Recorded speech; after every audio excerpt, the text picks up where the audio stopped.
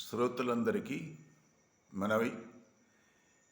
ఈ లోకంలో ప్రతి ఒక్కరూ కూడా క్షణం క్షణం భయముతోనే జీవిస్తున్నారు. ఎందుచేతనంటే ప్రకృతి యొక్క ప్రభావం చేత అనేక బాధలు సంప్రాప్తించి అనేక దుఃఖాలు కలగడం ద్వారా మానసికంగా కానివ్వండి లేక శారీరకంగా కానివ్వండి ప్రతి ఒక్కరూ కూడా వ్యసనాన్ని పొందుతూ సంసార ఆడంబరాల కోసం తహతపడుతూ రకరకాలైనటువంటి పద్ధతుల్ని ఎదుర్కోవాల్సి వస్తుంది. కనుక దీనివలన ప్రతి క్షణం ప్రతి మనిషి ఏదో ఒక భయం చేత జీవిస్తున్నాడు.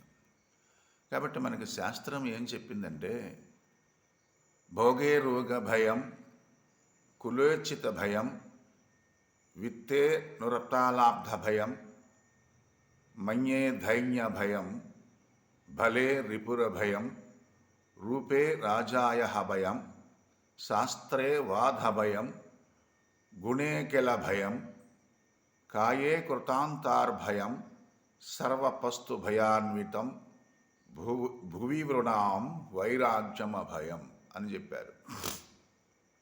అంటే ఎక్కువగా భోగాలు చేయడం వల్ల రోగాలు వస్తాయి, వాటి వల్ల భయం. అలాగే ఎక్కువ కులములో పుట్టినవాడైతే నీచి కులములో ఉన్నవాడితో మాటలు పడవలసి వస్తుందేమో అని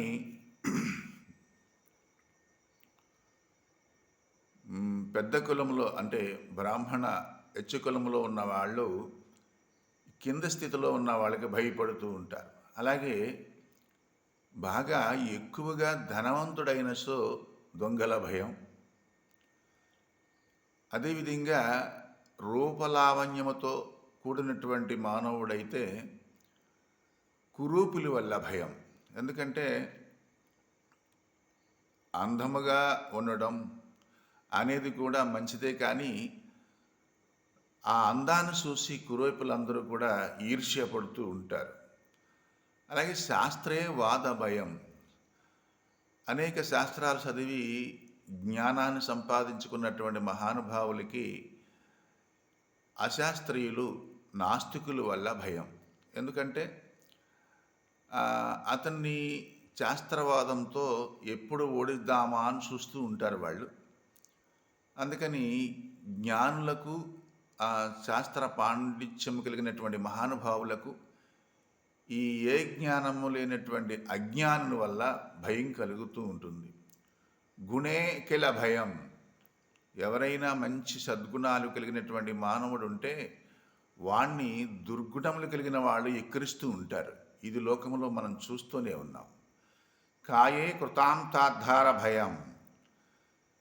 అంటే బాగా బలవంతుడైన సో శరీరము దృఢంగా ఉండి శరీర బలము ఎక్కువగా కలిగి ఉన్న వాడిని చూసి బలహీనుడు ఎక్కిరిస్తూ ఉంటాడు. వాడెంత వీడెంత, వాడు నాతో సరిపోతాడా, అలా ఎలా అని చెప్పేసి బలహీనుడు బలవంతుని ఎక్కిరిస్తూ ఉంటాడు. ఇది లోకంలో జరిగే విషయమే. కాబట్టి మంచి గుణము కలిగి ప్రవర్తించే వాళ్ళని చెడ్డవాళ్ళు ఎక్కిరిస్తూ ఉంటారు. కాబట్టి ఈ లోకంలో అందరూ ఏదో ఒక భయం వల్ల జీవిస్తూనే ఉన్నారు. డబ్బుంటే దొంగల భయం, విద్యుంటే విద్యహీనుడు వల్ల భయం, అందం ఉంటే కురూపుల వల్ల భయం,